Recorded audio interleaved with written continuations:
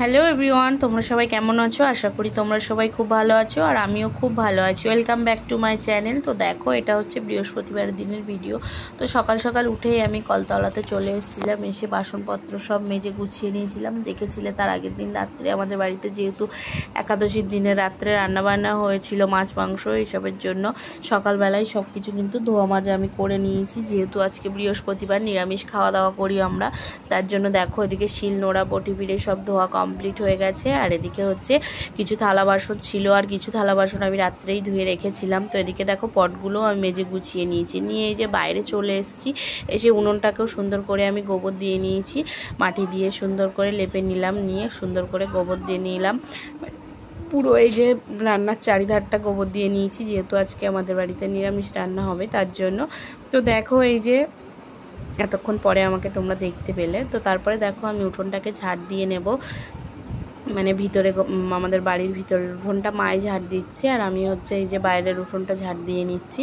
তো বাইরের উঠোনের মানে রাস্তাটা কিন্তু বেশ অনেকটাই বড় আমাদের। তো কি বলো তো, ঝাড় দিতেও কিন্তু অনেকটাই সময় লাগে। তো দেখো আমি কিন্তু তাড়াতাড়ি করেই ঝাড় দিয়ে নিচ্ছি, কিন্তু অনেক কাজ এখনও বাকি আছে। যেহেতু আজকে হচ্ছে কলতলা থেকেই কাজ শুরু করেছিলাম, এখনও আমি আমার ঘর বারান্দা কিছুই ঝাড় দিইনি, উপরের ঘরেও এখনও যাইনি ঝাড় দেওয়ার জন্য।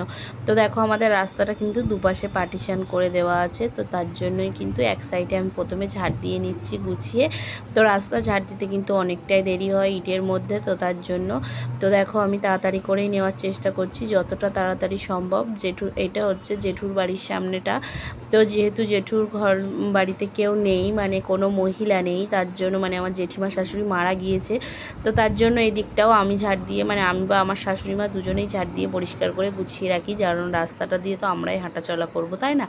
তো দেখো ওই দিকটা আমার ঝাড় দেওয়া কমপ্লিট হয়ে গেছে। এবার আমি এই দিকটাতে ঝাড় দিয়ে নেবো, কিছুটা ঝাড় দিয়ে নিলাম, নিয়ে আবার তোমাদের সাথে ভিডিওটা শেয়ার করবো বলে ক্যামেরাটা অন করে রেখে এই যে দেখো এই পাশটা এটা হচ্ছে আমাদের গোয়াল ঘরের সামনে।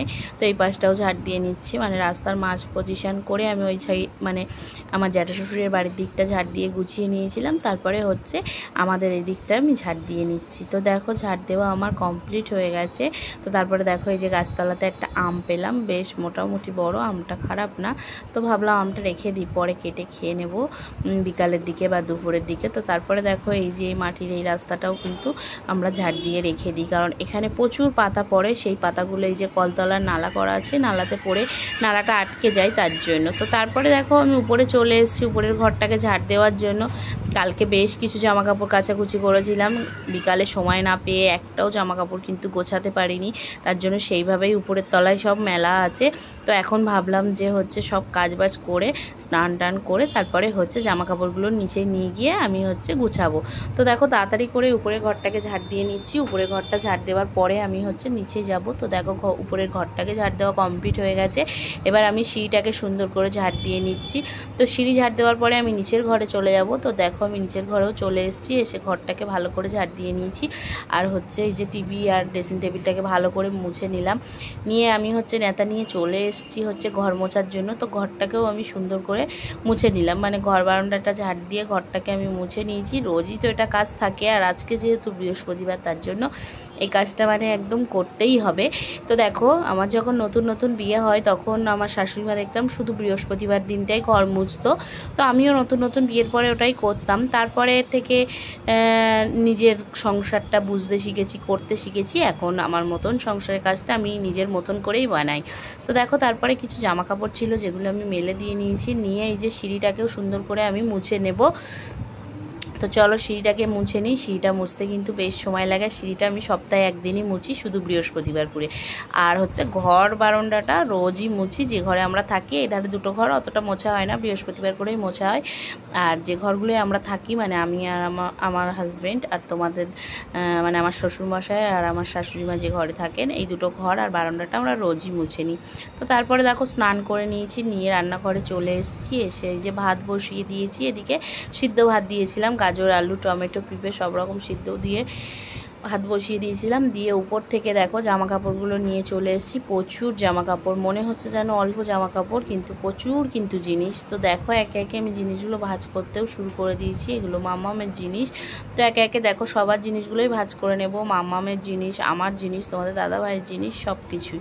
তো দেখো এই যে ভাগে ভাগে রেখে দিয়েছি, এগুলো এখনও সব আলমারিতে সব ভরে ভরে দেবো। তো তার জন্য এই যে সব ভাগে ভাগে রেখে দিয়েছি, মানে যার জিনিস তার জায়গায়। এগুলো এবার নিয়ে আলমারিতে রেখে দেবো। আর এদিকে দেখো একটা ব্যাগও গুছাচ্ছি, কারণ আমি যাব একটু আমার বাপের বাড়িতে, কারণ আমার মায়ের ছুটি হবে আগামীকাল শুক্রবার, তার জন্য। তো দেখো ব্যাগটাতেও একেবারে যে জিনিসগুলো গোছানো সেগুলো গুছিয়ে নিয়েছি। এদিকে মা সকালবেলা পুজোটাও দিয়ে নিয়েছে, যেহেতু আজকে একাদশীর পারণই ছিল, তাই দেখো দরবেশ, শসা আর হচ্ছে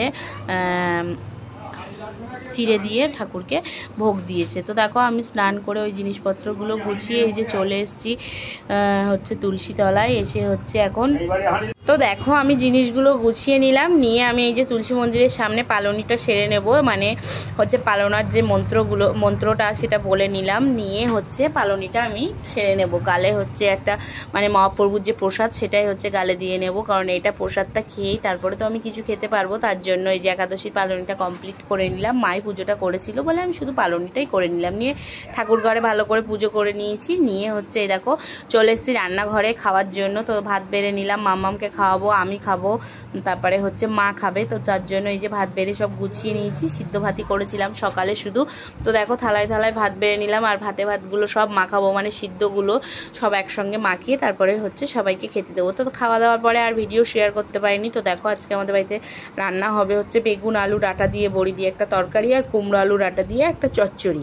তো এটাই আজকে রান্না হবে, সিম্পল রান্নাবান্না। তো মা ওদিকে রান্নাটা বসিয়ে দিয়েছে, আর আমি এইদিকে দেখো এক গামলা বোতল নিয়ে বসে পড়েছি বোতলগুলো পরিষ্কার করার জন্য। এই যে হচ্ছে ডুমুরের পাতা, তো ডুমুরের পাতাগুলোকেই একদম কুচো কুচো করে ছিঁড়ে নিয়েছি, নিয়ে হচ্ছে বোতলের মধ্যে দিয়ে ভালো করে বোতলগুলোকে নাড়িয়ে নাড়িয়ে পরিষ্কার করে নিলাম। তো পরিষ্কার করার পরে এই যে চলে আসবো এবার কলতলাতে। তো চলো বোতলগুলো এখন ভালো করে ধুয়ে নেব। কলতলাতে জল দিচ্ছে, টাইমের জলে ভালো করে ধুয়ে নিলাম, নিয়ে এই যে ঘরে চলে এসেছি। এসে এই যে জিনিসপত্রগুলো বলছিলাম তখন ভাঁজ করে তো তখন হচ্ছে জিনিসগুলো ভাঁজ করে গুছিয়ে রেখেছিলাম। তো এখন দেখো আলমারিতে সব ভরে নিয়েছি, নিয়ে দুপুরবেলা খাওয়া দাওয়ার পরে একটু শুয়েছিলাম।